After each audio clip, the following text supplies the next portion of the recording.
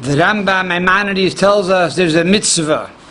If you build a house, then you have the obligation to put a Maakah, a fence around the house, so that if a person is walking on the roof, they shall not fall off and become hurt.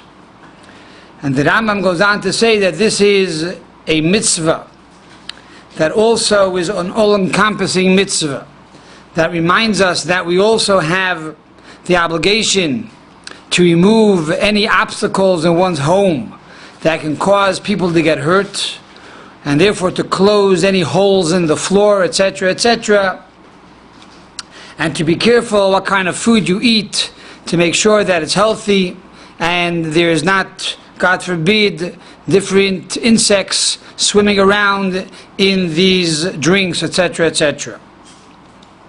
The verse that the Rambam bases this concept on is found in the portion of Kiteitzei, chapter 22, verse number 8. Over there it says, Kisivne bayis chodosh. When you build a new house, you will therefore make a fence around the house. And therefore you shall not place blood in your house. When the person that has fallen will fall from your roof. To understand this mitzvah on the level of pshat and remez and drush and soid, to understand it on 5 levels, starting with the level of the simple interpretation, and then the hint interpretation, and then homiletic interpretation, and then the esoteric interpretation, and similarly the Hasidic interpretation. First and foremost, on the level of pshat, the Rambam writes in the laws of Hilchos Ritzeach Ushmiras Nefesh, chapter 11, that there's a mitzvah to put a fence around one's house. And he goes on to say in the laws of brachas, chapter 11, that you have to make a bracha because it's a mitzvah. You should make a bracha asher kidishanu b'mitzvos v'tzivanu, that God has commanded us and He has sanctified us with His commandments. Last is Maakah, to make a Maakah, to make a roof, to make a fence around the roof. And similarly, the Alter Rebbe explains in the Code of Jewish Law that the height of this Maakah, the height of this fence, should be at least 10 tefachim. How big a tefach is, there are different opinions, but anywhere between 35 to 40 inches is the proper height that one should make the fence around one's roof. And furthermore, he says that the mechitza, this fence, has to be chazaka, has to be strong. That if a person is actually leaning on it, it shouldn't fall. It should be able to protect someone from falling off the roof. This is the simple interpretation. This is the mitzvah of Maakah, the mitzvah to make yourself a fence around one's roof. What is the remez? What is the hint to this mitzvah in the future? The hint is that after Mashiach comes, we are told that that even tzaddikim, even righteous people who did everything correctly throughout their entire life in this world, when Mashiach will come, they will realize that God is infinite, and therefore no matter how much good one has done, one can always do more good. And furthermore, to do the good with a tshuva, to do repentance in the good, in other words, to do the good with an excitement. We find when a person first returns to Judaism, or a person converts to Judaism, they're excited about the mitzvahs, and therefore they do it with an additional zeal and excitement, etc., etc. And the same is true that when Mashiach will come, people who have done mitzvahs throughout their entire life will realize that they can do the mitzvah with tremendous more joy and tremendous more excitement and tremendous more zeal. And that is the idea of a Maakah. That is the idea of a fence around the roof. It's like a crown on one's head to imply that the person's service is now done on a higher level with greater excitement and with greater intensity. What is the remez, the drush, the homiletics?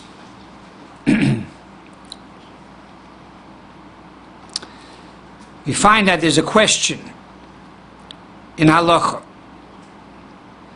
It states on one hand that only one's house has to have a roof. As it says in the Torah, when you will build a new house, and you shall place a fence ligagecha, to your roof. Comes the Talmud and says, from here we derive, only your roof, and not the roof of a synagogue. The roof of a synagogue and the roof of a study hall, like a yeshiva, does not require a fence. On the other hand, we find that it says that in the Holy Temple, which was a holy place, like a synagogue, in contrast, they are obligated to place a fence on the Heichel, on the Holy Temple. Comes the question to mind, why does the Holy Temple need a fence around it? And yet a synagogue and a yeshiva does not require a fence around it.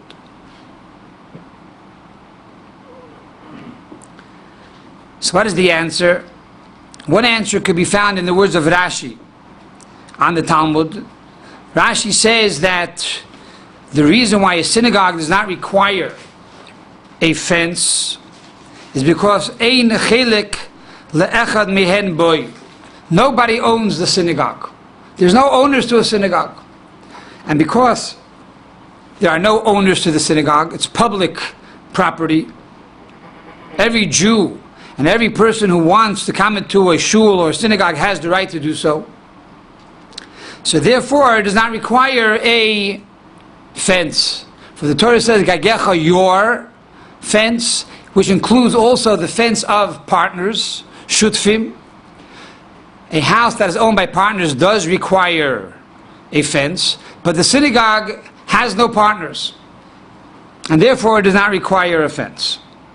In contrast to the Holy Temple does in truth have partners. We know that David HaMelech, King David, when he bought Har HaMoriah, the mountain, from Aravne Hayevusi, he gave him the money that was collected from all the tribes of Israel together. And the same is true with the actual building of and the construction of the temple. This was a partnership from every Jew. And similarly, the daily sacrifice that was brought on the altar, the Tamid Shel Shachar and the Tamid Shel Ben Harabayim, the morning sacrifice and the evening sacrifice, this is also a partnership of every Jew. So therefore, when there's a partnership, it requires a fence. When there is no partnership, like a synagogue, it does not require a fence. Another answer is that the building, this Bayis Chodesh, has to be a Beis Dira, a place where one dwells, where you sleep, where you dwell. And therefore a home where you dwell requires a fence. A synagogue is not a place where you sleep, where you dwell. It does not need a fence. If that is the case, why does the Beis HaMikdash, the Holy Temple in Jerusalem, need a fence? And the answer is that the word dira, to dwell, does not necessarily mean to sleep. But the word dira, to dwell, primarily means to eat. As we find by Sukkah. In the Sukkah, the main mitzvah of Sukkah is to eat in the Sukkah. There are those who sleep in the Sukkah, etc., etc., but primarily the main mitzvah of dira, of dwelling in the Sukkah, is to eat in the Sukkah. And the same is true. In the Holy Temple, the mitzvah was to eat in the Holy Temple, to eat from the sacrifices that were brought there. And the Kohanim ate from the bread, the lechem, aponim, etc., etc., that was also offered there.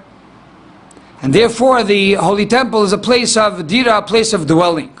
In contrast to a synagogue and a study hall, even though one is allowed to eat there from time to time, it is not made for eating there. It's not a dining room. On the contrary, it's a place where you pray, it's a place where you learn. And while you're there, if you want a snack, you can eat as well. So that is why a synagogue does not require a roof around it. There's no mitzvah to make a Maakah. In contrast to the personal home and similarly the holy temple, this does require a Maakah, this does require a fence. How do we understand this on the level of Soid, on the esoteric level?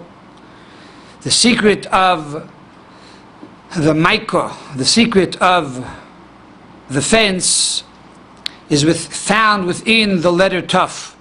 The letter Tuf is the final letter of the alphabet. What is the letter Tuf? The letter Tuf is made up of 3 lines. These 3 lines look like a house. A house has a wall, and then it has a roof. That's the letter Tuf, which protects us from cold and from heat, etc., etc., and from negative forces that perhaps surround the house. That is the letter Tuf. However, in addition to having the letter Tuf, which is 3 lines, it also has a dot on the bottom, which is a leg. This leg represents the idea of bittul, of humility. And this concept alludes to the idea of tshuva. As we said earlier, the idea of repentance. Because the bottom of the Tuf is opened. And that is the concept of sin. Even one who has these 3 lines of a house, in other words, one who studies Torah, which is the top line, and one that has prayer, which is the right line, or the left line, rather. And the right line is the idea of charity. So you have these 3 pillars, these 3 columns, and you are a Torah scholar, and you are charitable, and you also pray. These are the 3 pillars upon which the world stands at large, and also the personal world. Each individual, and that's why it's important every day that each person pray to God, and each person give charity to help the poor, and each person study God's knowledge. By doing so, you strengthen your inner world. However, throughout the day we can also fall. And that's why the bottom of the Tuf is opened, alluding to the concept of sin and deficiency and flaws in one's life. Even a tzaddik, even one who is righteous, can make a mistake and can sin. And that's why we say in the book of Tehillim, Zeh hashar la Hashem tzaddikim yovoy. This is the gateway to God, the gateway in which tzaddikim, righteous people, will come. Implying that one could be righteous, and yet at the same time it's possible to make a mistake. But the door of returning is always opened. And this idea to return is the concept of teshuvah, of repentance. And this is hinted in the fence that's around the house. In other words, a person can have Torah, and a person can have prayer, and a person can also give charity. At the same time, they could also fall from their level of purity and holiness and accomplishment. And there's a setback. And therefore we put the roof around the house so that the person will not fall and will not, God forbid, make this mistake. And this comes about through the idea of bittul, through the idea of humility, which brings about the idea of tshuva, which could forgive for one who makes a mistake, but also it could be a protector so that you not make a mistake to begin with. That is the soy, that is the secret of the fence around the house. What does Chassidus say? Chassidus says the idea of a bayis chadash, a new home. This represents a Jew or a person who creates a new home for God, a dwelling place for God down here in this world. How does one create a dwelling place for God down here in this world? That is by the fact that not only are we concerned about our own accomplishments, or our own prayer, our own charity, our own etc., etc., service of God, but we also realize that each one of us has the responsibility to be a light and to ignite another candle. Each one of us has the obligation to make the world a better place. Each one of us came down here to this world so that we can make this world a dwelling place for God. And therefore each one of us has this role, and each one of us has this responsibility, and each one of us has this obligation. Therefore tells us the Torah that not only when it comes to your personal home do you have to make a fence, but also when it comes to making this new home, must you also make a fence. In other words, when it comes to your personal home, which represents your own personal career, your own personal business, so it's possible for a person to become arrogant.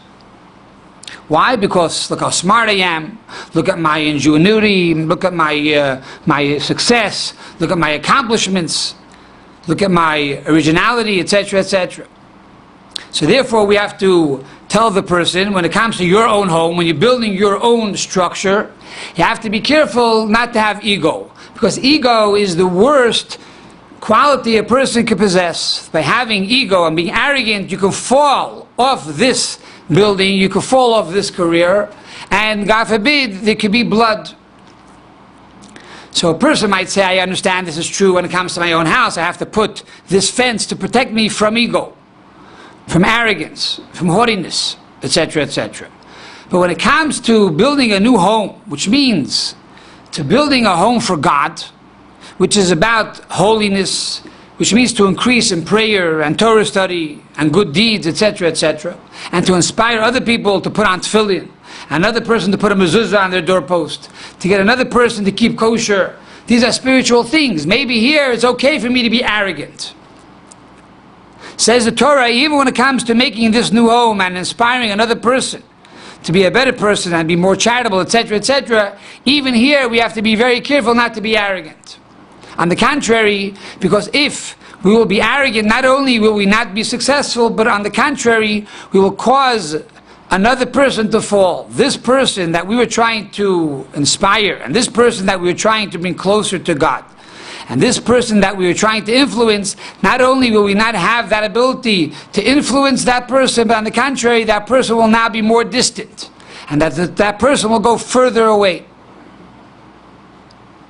And therefore tells us the Torah that when it comes to a bayis chodesh, when it comes to building this new home, we have to make a fence around the home.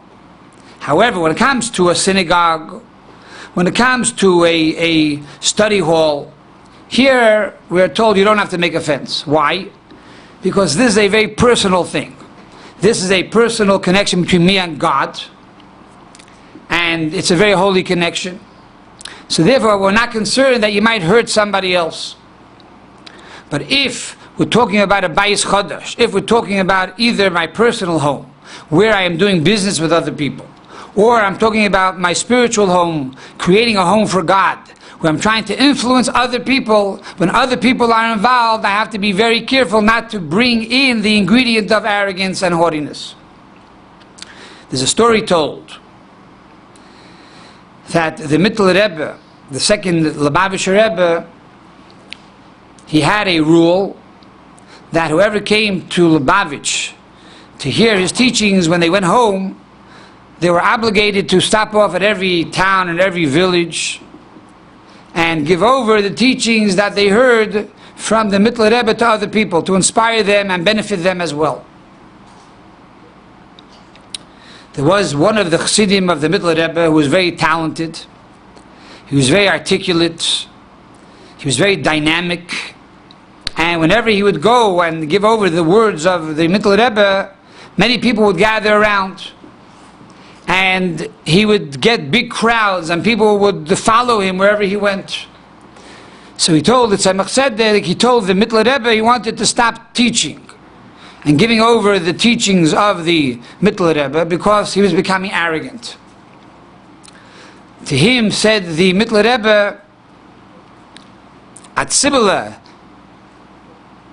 zult von ihr werden, aber Chassidus sollst du chazren. Which means, it could be you will be an onion, but you must continue to spread the words of Chassidus.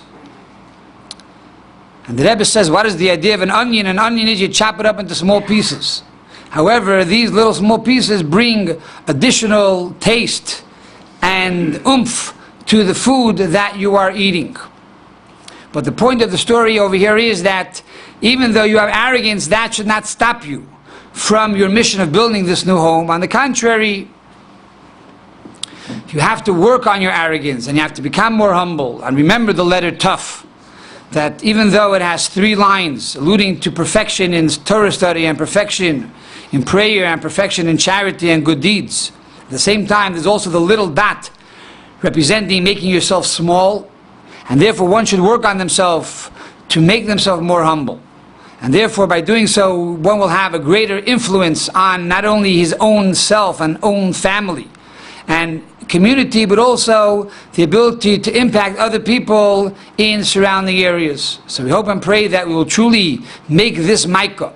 We'll start off by building a fence around our home, around our ego. At the same time to build the new home, to inspire other people, and to see very soon the rebuilding of the 3rd Holy Temple, which will be built by God Himself. And there will be on this temple a Maakah. There will be on this temple a fence alluding to this new crown of glory and this new crown of tshuva to return to God through love. As it says, tzaddikim will also do tshuva when Mashiach will come.